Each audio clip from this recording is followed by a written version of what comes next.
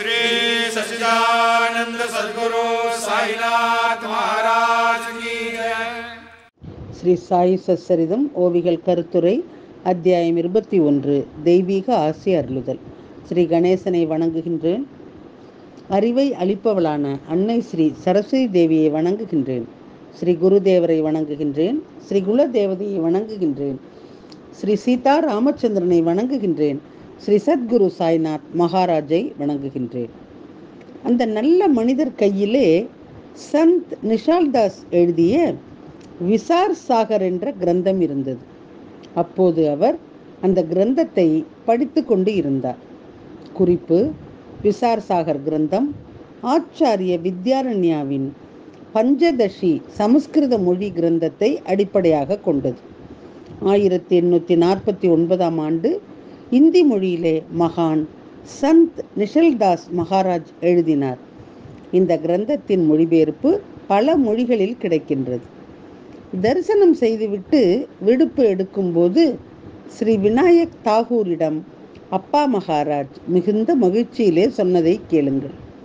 நன்று, சரி, இப்போது நீங்கள் போகலாம். ஆனால் விசார் சாகர் புத்தகத்தை தவறாமல் படிப்பது அவசியம். அப்போதுதான் உங்கள் ஆசைகள் நிறைவேறும் என்பதை நினைவிலே கொள்ளுங்கள். எதிர்காலத்திலே நீங்கள் வேலைக்காக வடக்கு திசையிலே பயணிப்பீர்கள். பின்னர் வழியிலே நீங்கள் பெரும் அதிர்ஷ்டத்துடன் ஒரு மாமனிதரை சந்திப்பீர்கள்.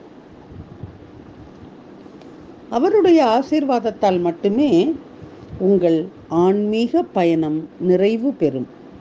அவர் உங்கள் மனதிற்கு ஸ்திரத்தன்மையை அளித்து தனது அமிர்த வார்த்தைகளால் உங்களை எழுப்பி தன் போதனை மூலம் உணரச் செய்வார். இதற்கு பிறகு ஸ்ரீ விநாயக் தாக்கூர் அங்கிருந்து பூனே மாகாணத்திலே ஜும்னேருக்கு மாற்றப்பட்டார். ஜும்னேர் செல்லும் போது நானேகாட் என்ற கடினமான மலையை ஏற வேண்டும். மேலும் இந்த பயணத்திலே மிகவும் கஷ்டப்பட வேண்டும். குறிப்பு: அத்தியாயம் 15 ஓவி 55 கருத்தை படிக்கவும். இப்போது நானேகாட்டிலே இருந்து செல்ல நிர்வாக வாகனம் ஏற்பாடு செய்யப்பட்டுள்ளது. ஆனால் அந்த காலத்திலே நானேகாட் ஏறுவதற்கு எருமை மட்டுமே பொருத்தமான வாகனம். எனவே ஸ்ரீ தாகூர் சாஹேப்பிற்கு ஒரு எருமை மாடு ஏற்பாடு செய்யப்பட்டது. இனிவரும் காலங்களில் பெரிய அதிகாரி பதவி கிடைக்கும், கார், குதிரை போன்ற வாகனங்கள் கிடைக்கும். ஆனால் இப்போது நானேகாட்டை எருமையிலே கடக்க வேண்டும் என்று அவரது விதியிலே எழுதப்பட்டுள்ளது. நானேகாட்டை கடக்க எருமையை தவிர வேறு வழியில்லை. அந்த மலையை அணுக முடியாது.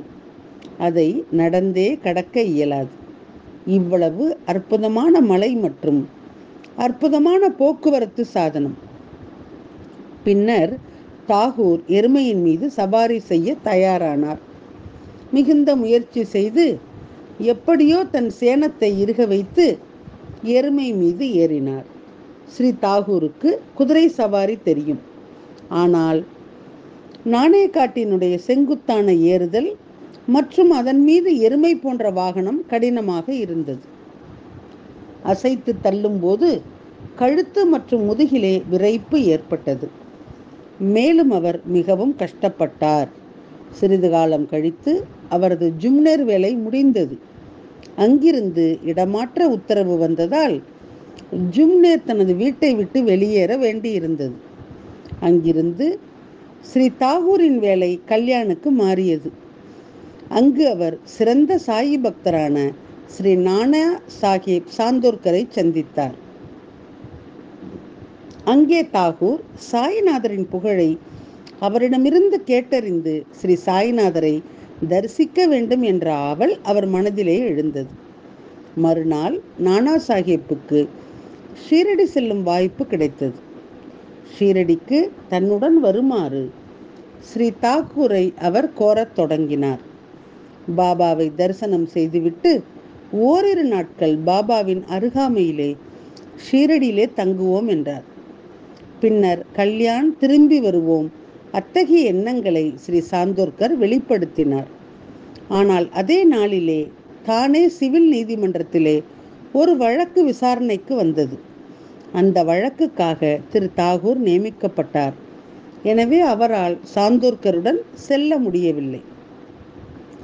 நானா சாஹேப் சாந்தோர்கர், நீ என்னுடன் வா, அந்த வழக்கை பகவான் சாயி பார்த்து கொள்வார். சாய் தரிசனம் முக்கியம், அவர் முன் எந்த வழக்குக்கும் முக்கியத்துவம் இல்லை என்றார். ஆனால் அவரது வாதம் ஸ்ரீ தாகூருக்கு பிடிக்கவில்லை. நீதிமன்ற தேதியை தவறவிடுவது அவருக்கு சரியாக படவில்லை. உண்மையிலே விதியினுடைய அடிகளை யார்தான் தவிர்க்க முடியும்? சாயியை தரிசிக்க வேண்டும் என்ற ஆவல் இருந்தால் பாதையில் உள்ள தொல்லைகள் அனைத்தும் தானாகவே போய்விடும் என்றார் நானா சாஹேப்.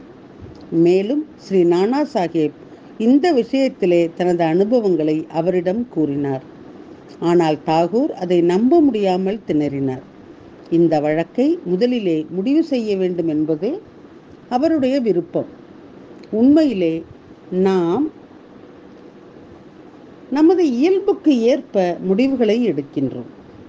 பின்னர் ஸ்ரீ தாகூர் நீதிமன்ற வேலைக்காக தானேவிற்கும் சாந்தோர்கர் ஷீரடிக்கும் புறப்பட்டனர். நானா சாஹேப் ஸ்ராத் ஈஸ்வரரை தரிசனம் செய்துவிட்டு வந்தபோது இங்கு ஒரு விசித்திரமான சம்பவம் நடந்தது. திரு தாகூர் சரியான நேரத்திலே நீதிமன்றத்திலே ஆஜராகினாலும் விசாரணை தேதி மேலும் ஒத்திவைக்கப்பட்டது. சாந்தோர்கருடன் ஷீரடிக்கு போவது கூட நடக்கவில்லை. அவர் சொல்வதை கேட்டிருந்தால் நன்றாக இருந்திருக்கும். இதை நினைத்து தாகூர் மனதிலே மிகவும் வருந்தினார். அவர் மீது நான் நம்பிக்கை வைத்திருந்தால் அவருடன் ஷீரடிக்கு சென்று ஸ்ரீ சாயியை நிம்மதியாக தரிசனம் செய்த பலன் கிடைத்திருக்கும் என்று அவர் உணர்ந்தார். பிறகு கோர்ட்டிலே வழக்கு அப்படியே இருப்பதால் துறவியினுடைய அருகாமையிலே கூட இருக்க முடியாது என்று நினைத்தார். எனவே அவர் உடனடியாக ஷீரடிக்கு செல்ல முடிவு செய்தார். ஒருவேளை ஷீரடியிலே நானா சாஹேப்பை சந்திக்கலாம் என்றும் சாயியை தரிசனம் செய்ய வேண்டும் என்ற தனது விருப்பத்தை அவரே நிறைவேற்றி சாயியை பார்த்த மகிழ்ச்சியை அனுபவிக்கச் செய்வார் என்றும் அவர் உணர்ந்தார். ஒருவேளை ஷீரடியிலே நானா சாஹிப்பை சந்திக்கலாம் என்றும் சாயியை தரிசிக்க வேண்டும் என்ற தனது விருப்பத்தை அவரே நிறைவேற்றி சாயியை பார்த்த மகிழ்ச்சியை அனுபவிக்கச் செய்வார் என்றும் அவர் உணர்ந்தார். ஷீரடியிலே நானா சாஹிப்பை சந்திப்பதற்கான வாய்ப்புகள் குறைவு. ஆனால் அவரை சந்தித்தால் நன்றாக இருக்கும். ஷீரடியிலே யாரும் என்னை அடையாளம் காணப்போவதில்லை, எனக்கு யாரையும் தெரியாது.